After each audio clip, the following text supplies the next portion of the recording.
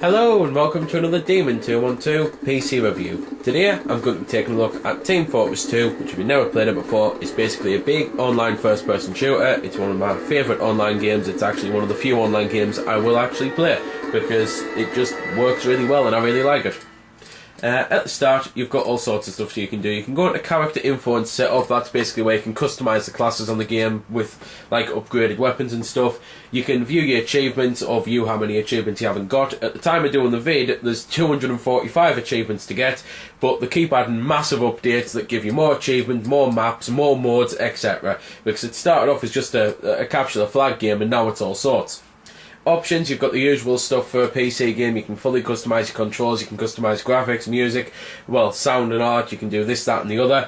But anyway, I'm going to cut into some gameplay, which might take a little while because that's the only downside to it, finding a stable game really. For now, because I can't find a stable server, I thought might as well at least put something on so I can explain the more important part of the games, because basically, before you go onto a map for the first time, there's a lot of things you have to do. There's objectives you can read, then there's movies that you can watch, then you can, after doing all that, you can choose to spectate, or you can just choose a team or randomise the team.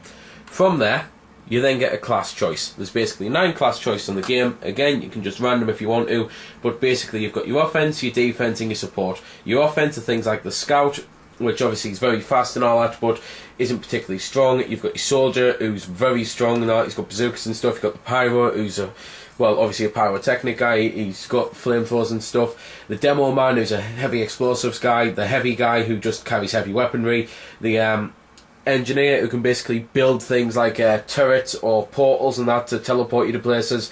You've then got your medics, so you can heal people and that with a medic. You've got your sniper, obviously you can snipe things. And then you've got the spy, who can turn into any, like you can pretend to be any of these classes, but on the other team. So if you're blue, you'd be a red spy, or you could be a red scout, or anything. You can just turn into anything that you want to, and then you can just wander around, hopefully unnoticed, but it is the type of thing that most people can tend to spot a spy, unless the people who are playing as them are very good, so you'll probably end up getting shot down with them. I definitely think the spy is possibly the most expert of classes, as in, you've got to be bloody good to play as a spy.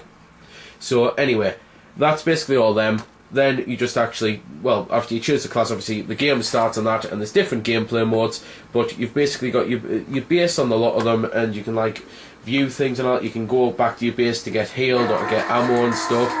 But the gameplay types are capture the flag, which is basically capture the flag, but obviously you have to actually capture, well, a briefcase of intelligence. There's a payload, which is why you have to deliver a bomb into the other team. There's payload race, which is why you're both doing it.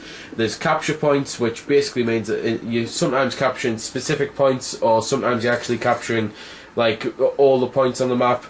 And then there's arena, which is basically a team deathmatch, but you only actually get 1 life, and that's it, you die, and then you have to wait until the end of the round before you can respawn.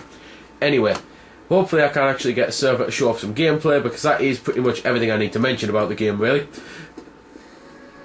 Well, here we go then. At least I've got some footage to end on, because to be fair, I have pretty much said everything about it, other than that, as I say, it is personally my favourite online game. I love it. It's one of the few online games I can stand. I think it works really well. It's really fun, got a load of things like going for it, and the fact that there's so many massive updates always coming means that you've pretty much always going to have stuff to do on it for the immediate future, because they don't seem to be wanting to make Team Fortress 3 anytime soon, so instead they're just really extending the lifespan of this one, which is good. So basically, if you've got a PC, a PlayStation, an Xbox, anything that can play Team Fortress 2, then I suggest going out and getting it, because it's a good way to just waste some hours of your life, because it is really good fun.